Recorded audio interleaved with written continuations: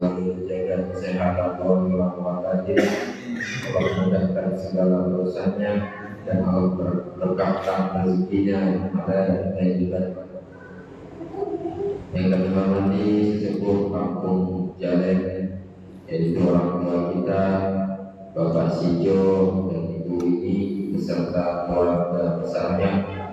Semoga Allah juga menjaga kesehatan orang wajib, Allah mudahkan segala urusannya dan Allah berkahkan rezekinya yang halal dan thayyibah, beribadah kepada Allah Subhanahu wa taala.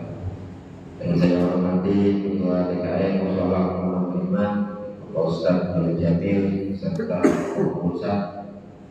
Yang saya hormati Ketua RT 06 nomor 09 Perumahan Jalan Indah Bapak Aminuddin beserta keluarganya. Yang kami hormati juga kepada seluruh jamaah majelis taklim yang tidak dapat saya sebutkan satu persatu, tidak mengurangi rasa hormat dan takzim saya. Semoga dalam berkumpul sudah di majelis taklim ini Allah angkat derajat kita, Allah mudahkan kepada kita dalam memahami apa yang akan disampaikan oleh guru-guru kita. Pada malam hari ini insyaallah kita akan kaji kitab fikih matan kuliah wa tafriq wa qori bersama Imam Syafi'i yang disusun oleh Qadhi Abu Syijah. Semoga beliau semua mendapatkan keberkahan dan rahmat dari Allah Subhanahu wa taala. Sebelum kita mulai, marilah kita baca surah Al-Fatihah. Semoga dengan barokahnya surah Al-Fatihah Allah permudah, Allah lancarkan pengajian kita pada malam kali ini. Ala hadinya maupun yang solehah pada pada Mustafa sallallahu alaihi wasallam. Al-Fatihah. Alhamdulillahi minasyaitonir rajim. Bismillahirrahmanirrahim. Alhamdulillahi rabbil alamin. Arrahmanir rahim. Maliki yaumiddin. Iyyaka na'budu wa iyyaka nasta'in. Ihdinas siratal mustaqim. Shiratal ladzina an'amta 'alaihim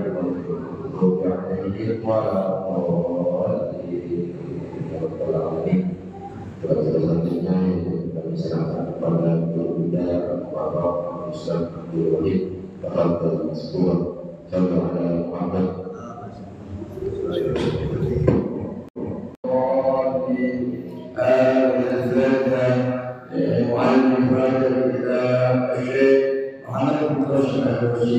وإمام لنا على الشيء ومشينا لنكون في مقالة سببه والذين أكون في مقالة لا تعلم بشجاته والكمال وزاد سنته وترمنا سنته وكان الله بالعافية والإضافة له عبد الرحمن سيدنا وفيك حقنا سيدي وإليه مستوى الله ويغفر الله ويجزينا وكل شيء ومخلوق أن الله تعالى من حياته وبإذن ولده وكنا المكان ولا يصلي وعليه الفاتحة.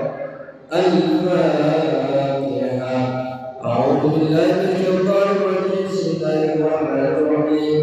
الحمد لله رب العالمين الرحمن الرحيم مالك يوم الدين. إياك نعبد وإياك نستعين صراط المستقيم صراط الذين أنعمت عليهم غير المغضوب عليهم. الفاتحة والصلاة والتصوير كما يحاول كما حديث أقوم به بعد اليوم masing-masing.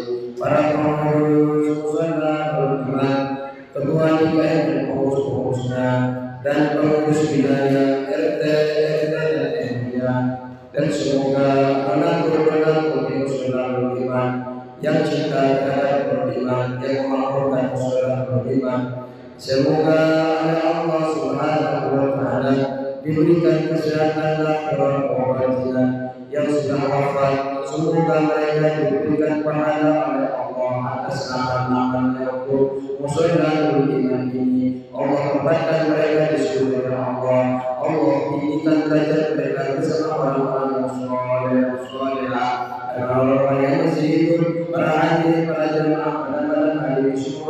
berikan kesehatan dan pengobatan hajat-hajat yang Allah kabulkan.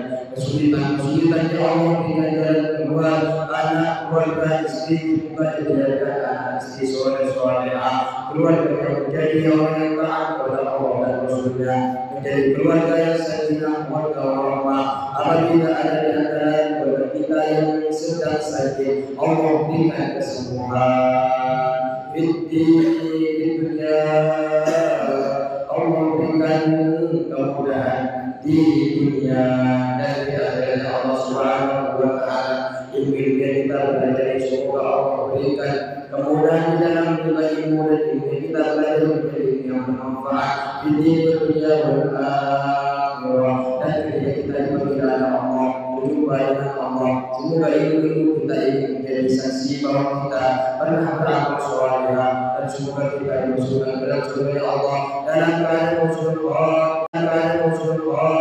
dan masuk surganya tanpa hisab. Jika sedang berbuat dari Fatihah. A'udzubillahi minasyaitonir rajim. Bismillahirrahmanirrahim. Alhamdulillahirabbil alamin arrahmanir rahim maliki yaumiddin. Iyyaka na'budu wa iyyaka nasta'in. Ihdinas siratal mustaqim. Siratal ladzina an'amta 'alaihim ghairil maghdubi 'alaihim waladdallin. Assalamualaikum warahmatullahi wabarakatuh. Bismillahirrahmanirrahim. Alhamdulillahirabbil alamin, wassalatu wassalamu ala asyrafil anbiya'i wal mursalin, sayyidina wa habibina wa syafi'ina wa maulana Muhammadin wa ala alihi wa sahbihi ajma'in. Rabbana la ilma lana wa nafa'na bi qawlihi wa 'adana bi salihin wa ta'ala. Walladhi yubtilu. Ya. Bismillahirrahmanirrahim. Faslun walladhi yubtilu sholata ahada asyara syai'an. Malam hari ini kita akan menjelaskan tentang jumlah yang membatalkan sholat. Kalau ketika sholat kemudian yang akan kita jelaskan ini panjenengan kerjakan ketika sholat, maka sholatnya batal. Apa saja yang membatalkan sholat? Ada 11 macam. Ada 11 perkara. Yang pertama adalah al-kalamul amdu, berbicara yang sengaja.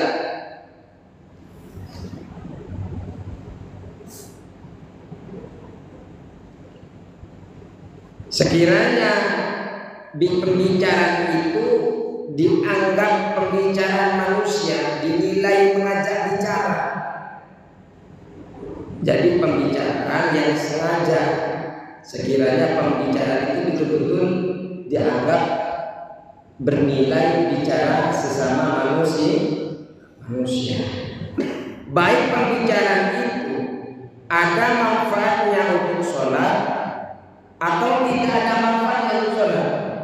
Sumbangannya, ada orang yang sedang sholat ingin ngasih tahu kalau sholatnya kurang 2 rakaat, kemudian dia bicara. Orang yang ngajak bicara itu paham, sengaja ingin mengajak bicaranya, walaupun ada kepentingan, ada kemaslahatan di dalam sholat, maka sholatnya tetap batal. Yang batal yang bicara, yang batal yang bicara.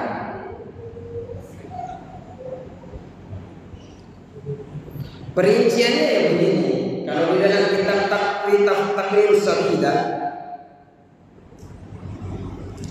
ada pembicaraan itu sedikit dan ada pembicaraan yang banyak. Kalau pembicaraan yang banyak itu 4 kalimat, pembicaraan yang banyak itu 4 kata. Berarti kalau yang dianggap banyak itu adalah 4 kata. Secara mutlak kalau sudah 4 kata ini, maka hukumnya batal. Baik disengaja ataupun lupa. Dia lupa kalau dia dalam keadaan sholat, saya mau makan nasi goreng, berarti kan 4 atau lebih. Saya mau pergi ke kampung, mau beli bakso. Mau sengaja atau lupa, maka hukumnya batal. Kalau tadi yang dianggap banyak adalah 4 kalimat, 4 kata, maka di bawah 4 kata itu berarti dianggap sedikit. Kalau berbicara di bawah 4 kata itu, maksudnya lagi sholat, kemudian kita berbicara, ada maksudnya berbicara di bawah 4 kata, 3, 2, 1, akan membatalkan sholat kalau disengaja. Ini kalau dalam kitab Taqribus Salidah. Kalau di dalam kitab yang kita pelajari, pokoknya dia ada pembicaraan. Pembicaraan itu adalah pembicaraan manusia, dianggap dinilai pembicara, mau sedikit mau banyak itu kan datang. Kalau dalam Taqribus Salidah dibagi 2. Jadi ada pembicaraan banyak, ada pembicaraan sedikit. Pembicaraan banyak itu lebih dari 4, pembicaraan sedikit kurang dari 4. Kalau kurang dari 4, kalau kurang dari 4, 3, 2, 1, itu bisa membatalkan apabila berbicaranya itu sengaja berbicara. Bahwa apa? Aman. Nanti kalau ngaji barangnya berapa itu? Sudah bicara berapa itu? Nanti kalau mau ngaji barang 5 atau barang ya 2 ya. Itu kan sengaja.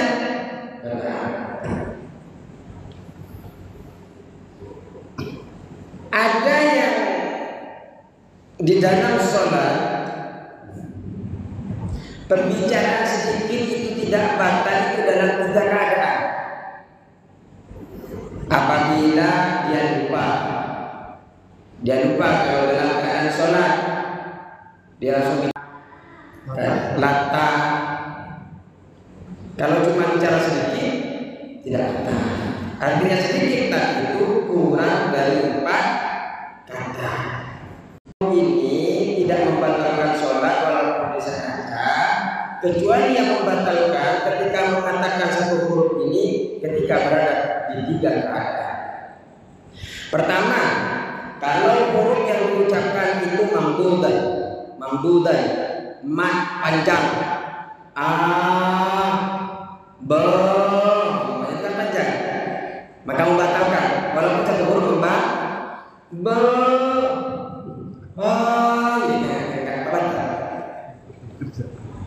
yaitu walaupun satu huruf bisa membatalkan sholat.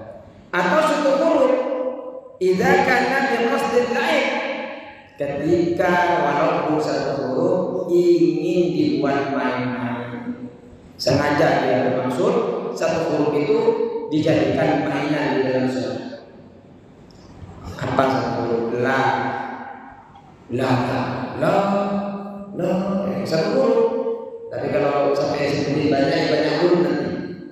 Maksudnya mengucapkan satu huruf a, b, ta, tapi niatnya untuk main-main, maka dia anggap batal. Terus bagaimana ketika mengucapkan Al-Quran ketika sholat? Ketika sholat membaca Al-Quran, tapi ingin berbicara kepada orang lain, tapi menggunakan kalimat Quran, apakah itu akan menyebabkan sholatnya batal atau tidak? Contohnya, ghairil maghdubi 'alaihim waladdallin, amin. Ternyata di luar ada Assalamualaikum. Kemudian dengan baca Quran, udkhuluha bisalamin amin. Tujuannya untuk biar mereka paham. Setelah mengirim salam biar mereka masuk. Jadi dia memberikan isyarat dengan Al-Quran tersebut, udkhuluha bisalamin amin. Kan ada Al-Quran yang seperti itu kan? Atau ingin nyuruh anaknya untuk belajar kitab, lagi sholat tapi menggunakan kalimat Al-Quran, Ya Yahya khudil kitab biquwwah. Tapi dia menggunakan ayat. Seharusnya kan menggunakan ayat yang kan? Karena dia membaca ayat. Tapi maksudnya kan berbeda agar orang biar tahu dia kalau disuruh masuk atau agar tahu anaknya dia mengambil kitab. Nah, yang demikian itu apakah batal atau tidak di dalam sholat? Apabila dia maksudnya hanya membaca Al-Quran, bermaksud memberikan pemahaman saja, dia nggak apa-apa, kemudian baca itu, fatabtulu sholat, la pasti saya fatabtulu maka batal. Itu di dalam kitab Taqrirus Shadidah.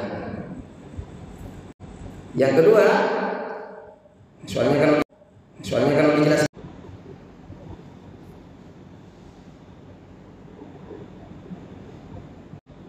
Tapi kalau berhenti 1, 2, kalau 2 kan masih belum. Yang itu kan 3 yang batalkan. 1, 2, 1, 2. Jedanya itu Pak. Kalau kita berhenti 1, 2. Jedanya itu sekiranya panjenengan membaca surah Qul huwallahu ahad. Jadi, nah ini yang 1. Jadi ketika gerak ini 1, 2, 3 umpamanya, atau 1, 2, 3, 1, 2, 3 hebat karena 3 gerakan. Tapi kalau jenengan 1, Allah SWT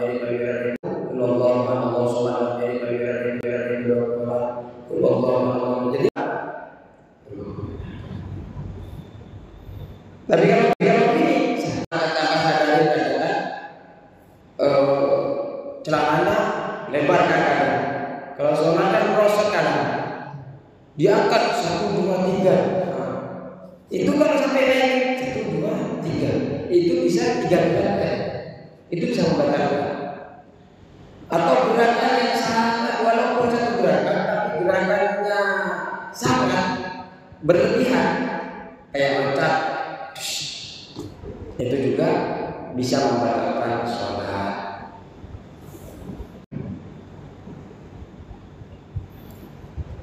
Ada dua gerakan atau 1 gerakan itu tidak membatalkan sholat, walaupun disengaja tidak membatalkan sholat, kecuali yang membatalkan itu ketika dianggap main-main. Jadi jenengan gerak walaupun 1 gerakan, tapi kalau niatnya adalah main-main, batal punya sholatnya. Atau jenengan melakukan gerakan yang dianggap jorok, batal. Atau melakukan gerakan yang memukul, tapi pukulannya sangat keras, langkahnya keras, 1 gerakan, 2 gerakan, 1 gerakan, 2 gerakan, 1 gerakan, 2 gerakan, itu juga batal seperti yang disebutkan tadi. Baik, lanjut lagi. Soalnya kalau dijelaskan sebanyak-banyak, nggak takut nggak selesai. Amal amalul qalil fala tabtulus shalat bihi. Kalau ini apa? Di syarahnya, kalau amalnya perbuatannya sedikit maka tidak batal salat. Wal hadasu, dan hadas, ada hadas kecil, ada hadas besar. Kalau hadas kecil mewajibkan wudu, kalau hadas besar mewajibkan mandi. Jadi panjenengan kalau hadas, baik hadas kecil atau hadas besar, membatalkan sholat, walaupun sebenarnya itu wudunya nggak apa-apa. Artinya kalau jenengan langsung mandi nggak usah wudu, sudah selesai. Tapi ulama kenapa tidak membatalkan wudu? Karena mewajibkan kepada perkara yang lebih besar. Tidak hanya sekedar wudu, tapi langsung harus mandi.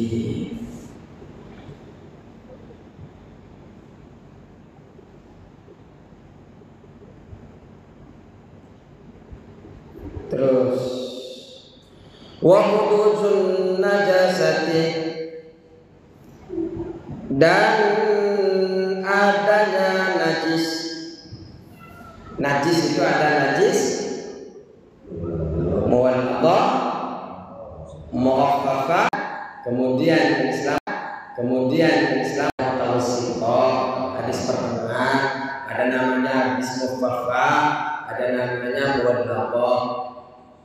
Muwaddah itu najisnya anjing, babi, ada ekeknya, ada air, baunya hilang, ininya hilang, tapi belum dibasuh dengan air, maka itu hanya menjadi najis hukmiyah. Hukumnya najis karena belum diakhiri dengan air.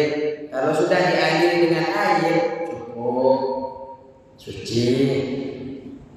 Kalau hukmiyah, makanya kalau mau cuci dulu lantai dibersihkan najisnya dulu, biar menjadi najis hukmiyah. Setelah itu baru dialirkan air. Terus, dan najis di sini adalah la yu'fa, yang tidak dimaafkan, anha, yang tidak diampuni. Karena ada najis yang diampuni.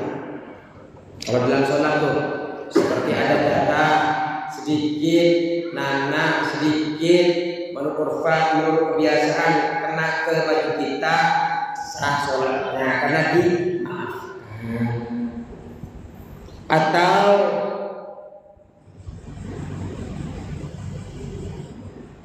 Atau ada najis kering, tumicing. Apa tahu tumicing?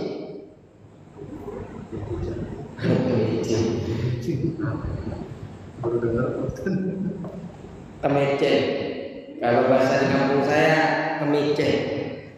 Kalau ee-nya cicak. Cicak apa namanya sini? Oh ya, cicak berarti. Enggak punya nama selain cicak berarti. Hanya orang kampung saya yang punya nama. Kemece. Jadi kalau tahi cecak kering jatuh ke baju panjenengan atau burung atau najis apa saja nyentuh ke baju panjenengan, nyentuh ke sarung panjenengan, tapi langsung panjenengan kibaskan sehingga najis itu jatuh, tetap lanjutkan sholat, tidak jadi najis, tidak batal sholatnya. Sholat ini.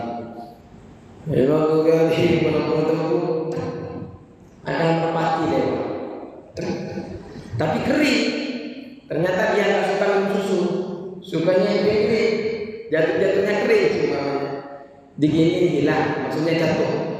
Taruh nipet ke tembok, gak apa-apa. Yang penting nggak bekas, kering langsung dilempar sama jenengan seketika saat itu, sholatnya sah. Bisa dipahami?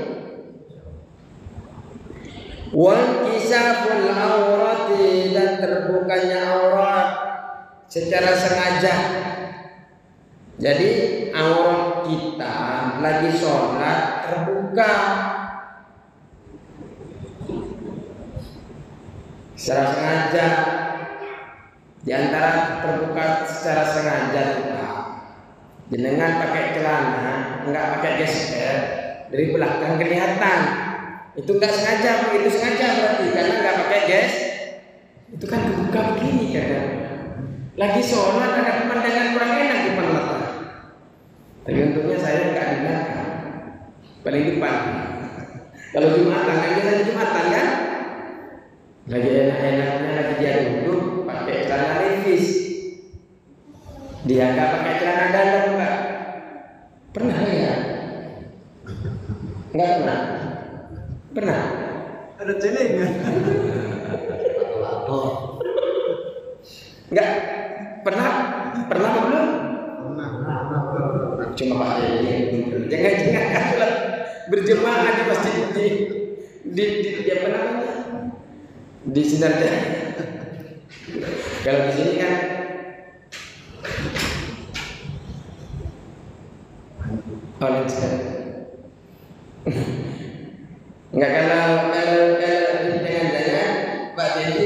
di Sinar Jaya nggak pernah ikut kajian, nggak pernah ikut sholat berjamaah di masjid, sehingga karena kita jarang ketemu dengan pakai celana levis. Kalau kamu melihat terus ya. Saya paling belakang terus ya wajib. Jadi karena itu termasuk kalau kebuka begitu, yang batal bukan jenengan yang lihat, tapi yang batal adalah orang yang memakai kemudian terbuka auratnya. Aurat laki-laki di mana? Baina di antara pusat dan lutut. Ketika terbuka, tapi kalau nggak sengaja, kayak kesingkap angin, tapi langsung tutup, nggak pakai celana, seumpama jangan. Padahal orang sudah melihat, gede pada saat itu, maka tidak membatalkan sholat. Kalau tidak sengaja, soalnya kalau di kampung saya, kalau ada yang suka membuka sabun itu, ada angin cewek, sukanya buka-buka ya. Nggak tahu, tapi nggak ya, mungkin hanya pembicaraan mereka saja. Sebenarnya nggak ada. Angin terbagi dua, cewek dan cowok. Dari badan. Terus watawirun niyatin, dan memindahkan, merubah niat. Dengarkan niat ketika sholat itu kan jelas Pak ya. Saya niat sholat duhur 4 rakaat karena Allah. Subhanallah, Akbar ruku. Ketika ruku jenengan di dalam hatinya ngomong, wah saya mau keluar dari sholat. Padahal sudah sama dia, nggak mau imam sama dia, saya mau keluar sholat, menyelesaikan sholat, maka hukumnya batal. Makanya kalau ada masalah pribadi, jangan dibawa sholat. Terus wasdidbarul kiblati, dan membelakangi kiblat.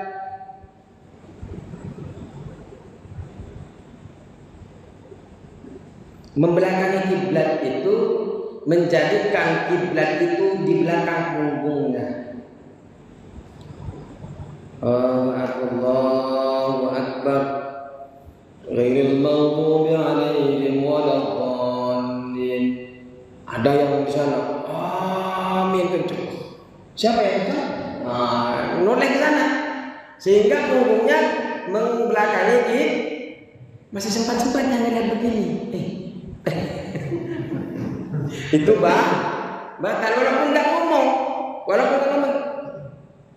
sumpamanya gitu. Tapi karena membelakangi kiblat, seharusnya ke sana, tapi malah noleh ke sana. Karena membelakangi kiblat, tidak fokus kepada kiblat,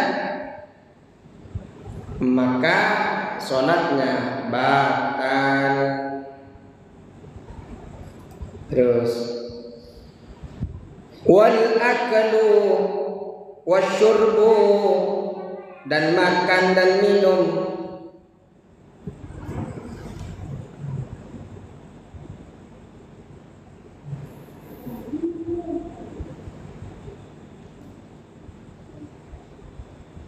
Baik makannya atau minumnya, banyak atau sedikit. Sumpamanya makannya di sini ada setelan, Pak. Ada daging nih saya masukkan sekalian. Ya, mau banyak mau sedikit, kalau sengaja hukumnya batal. Kalau sudah tahu, Bismillahirrahmanirrahim. Rakaat kedua. Alhamdulillah. Ar-Rahman. Tenggorokan gak enak. Masih Ar-Rahmanirrahim langsung ambil. Nah, itu hukumnya batal. Makanya jangan minumnya sebelum sholat atau setelah Kalau setelah sholat, kalau sedang tahajud, minumnya sebelum sholat atau sholat. Kalau jenengan capek, jangan minum pada saat sholat. Wa ilmu alaihim waladhdallin. Amin. Hukumnya apa? Batal.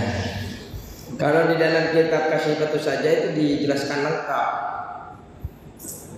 Kalau masalah minum dan makan itu, makanya nanti itu kan kayak dahak. Itu dijelaskan betul kalau di dalam, makanya dahak yang di sini ini yang keluar dalam, jangan sampai keluar dari kho. Terus kayak itu lagi nasi-nasi yang sedikit, kalau bisa dikeluarkan. Jadi ketika panjenengan sholat, kan ada kadang nasi kan 9. Kalau jenengan punya kesempatan untuk membuang, ya tinggal buang Pak. Ambil, nggak apa-apa. Atau dahaknya taruh di bajunya. Kadang saya menggoda, istrinya sholat, suaminya yang menggoda. Akhirnya ketawa. Yang suaminya sholat, istrinya yang menggoda. Papa, pipi, semuanya dan pokoknya yang menggoda. Akhirnya yang sholat nggak konsentrasi. Kayak Pak Adi sebenarnya Pak Adi. Jadi yang istrinya yang sholat diganggu sama suaminya. Ya biasanya itu yang nikah-nikah yang masih awal-awal. Ya, yang tua-tua juga sama kadang. Kalau sudah ketemu sama yang buka-bukaan itu baru juga sih. Pengajian itu 14 tahun. Iya, kalau yang sudah tua udah males. Pendapat yang paling benar, berdahak, tertawa, menangis, merintih, meniup, menangis. Karena ada manusia sholat kalau sudah banyak hutang itu kan menangis. Bukan berdoa aja.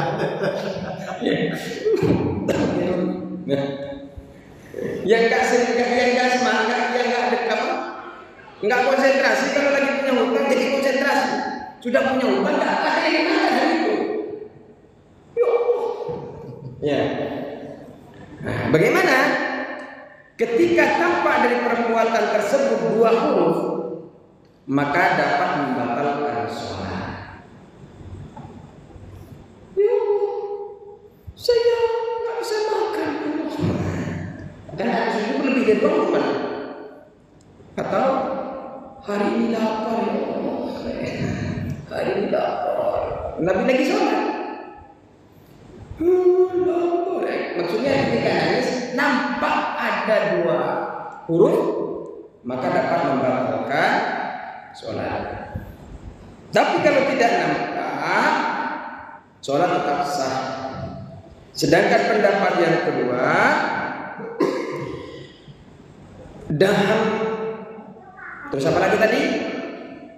Tertawa, menangis, merintih, dan meniup, tidak membatalkan sholat secara mutlak, bukan merupakan bagian dari jenis perkataan. Yang lagi sedih kadang, ya kalau seumpamanya nangis, apalagi kan kalau kita menghayati Al-Quran tentang kiamat, tentang hisab, apalagi menghayati kan, bukan tentang doang. Kalau kita menghayati tentang akhirat, kadang buat nangis. Maka yang seperti itu kata pendapat kedua di dalam kitab Hasyiatul Qulyubi, Syihabuddin Al-Qulyubi mengatakan bahwa pendapat yang kedua la taqtulu bihi mutlaqan li'annahu laysa min jinsil kalam, karena bukan termasuk dari perkataan daripada sholat, bukan termasuk perkataan. Nangis itu bukan termasuk pembicaraan, nangis itu bukan termasuk secara umum dianggap perkataan, tidak dianggap perkataan. Jadi tidak membatalkan sholat. Ya kalau jenengan ikuti pendapat yang pertama, ya batal. Kalau sampai ada dua huruf, maka hukumnya. Ya kalau ikut yang pertama, kalau sampai ada seakan-akan dua huruf di dalamnya itu ada alif, semuanya he. Terus waridatu yang terakhir,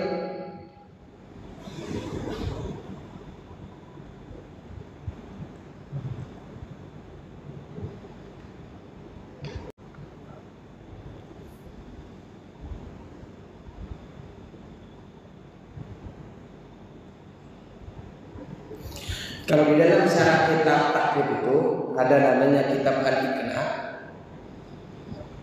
Di dalam kitab Al-Iqna itu, saya kan kalau mengkaji itu ada dua kitab syarahnya takrib itu, namanya Lujubi, yang kedua adalah Iqna. Kalau di dalam kitab Al-Iqna itu tertawa menangis itu kalau sampai ada keluar 2 sampai 3 huruf itu sama seperti tertawa. Walaupun dia ingat masalah akhir, takut kepada akhirat, merintih, mengerang kesakitan, meniup dari mulut atau hidung, tapi ada sekiranya keluar kayak ada 2 huruf atau lebih, maka hukumnya sama seperti tertawa terbahak-bahak tadi. Jadi hukumnya membatalkan sholat. Jadi kalau mau nangis tahan. Kalau menurut syarahnya kitab takrib ini hukumnya batal. Walaupun menangis tentang akhirat. Tapi kalau mengaji tentang tadi pendapat yang kedua, yang pertama yang kita sebutkan tadi, mengatakan tidak batal karena bukan termasuk pembicaraan. Waridatu dan murtad lagi sholat ternyata melihat video seumpamanya. Video itu menjelaskan tentang bagaimana mukjizat-mukjizat yang ada di agama lain, di agama Buddha, di agama Hindu, sehingga dia yakin. Tapi pada saat itu dia tetap sholat karena masih Islam. Setelah nyampe ruku kok dipikir-pikir lagi sholat itu, kok ada benarnya juga ya agama itu, kok ada benarnya seperti itu terus, sehingga saya mau masuk agama dia lah. Ketika mengatakan mau masuk agama dia, maka hukum dia berpindah keyakinan seperti itu, meyakini agama lain lebih benar daripada agama Islam, maka hukumnya murtad. Orang murtad itu keluar dari Islam baik biqaulin aw fi'lin, dengan perbuatan ataupun dengan perkataan. Apabila kita murtad, maka hukum sholatnya batal. Semoga bermanfaat. Sudah selesai. Semoga kita bisa amalkan ketika sholat. Kalau ada nanti pertanyaan-pertanyaan, kita bisa duduk di pojok sana, di corner, di kafe kecil. Kemudian kita tutup dengan kafaratul majlis.